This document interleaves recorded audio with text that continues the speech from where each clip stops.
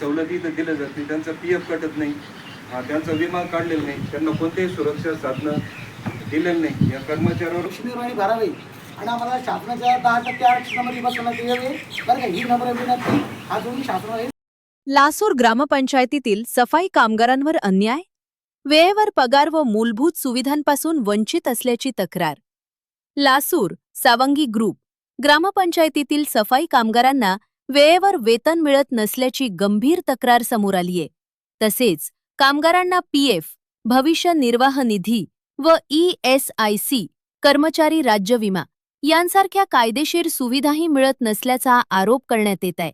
ग्रामपंचायतीच्या बँक खात्यात लाखो रुपयांचा निधी उपलब्ध असतानाही सफाई कामगारांचे वेतन वेळेवर न दिल्यानं त्यांच्या कुटुंबावर आर्थिक संकट ओढवत असल्याचे कामगारांचे म्हणणे आहे. या प्रकरणी सरपंच व ग्रामसेवक यांच्या दुर्लक्षामुळे कामगारांवर अन्याय होत असल्याची भावना व्यक्त केली जात आहे. संबंधित प्रशासनानं या प्रकरणाची तातडीनं दखल घेऊन सफाई कामगारांचे थकीत वेतन अदा करावे आणि PF व ESIC सह सर्व कायदेशीर सुविधा उपलब्ध करून द्याव्यात, अशी मागणी होत आहे. दैनिक वृत्त टाइम्स, प्रतिनिधी मनोज पोडके.